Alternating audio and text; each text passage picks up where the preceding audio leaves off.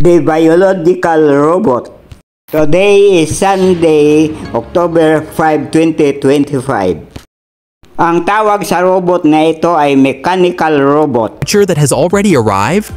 The new humanoid female robots from the US and Japan are so realistic that they even scare those who looks alive. They move, blink, smile, and can even hold a conversation. Perfect digital ladies. And how have they shocked the world? Spoiler, artificial intelligence, autonomous movements, and a level of realism that sends shivers down your spine. Going to be interesting.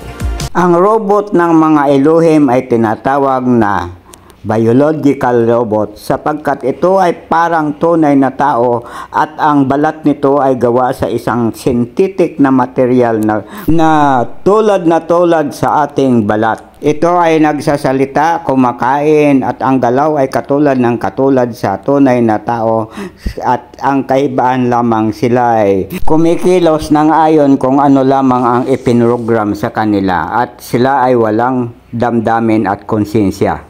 Sa planeta ng Eternals, ang bawat isang tunay na tao ay may karapatan na magkaroon ng 10 alalay na biological robot. Tonight, 9 o'clock on my YouTube channel, Stories of Uncle Paeng, I will explain this in details. Good day and thank you for watching.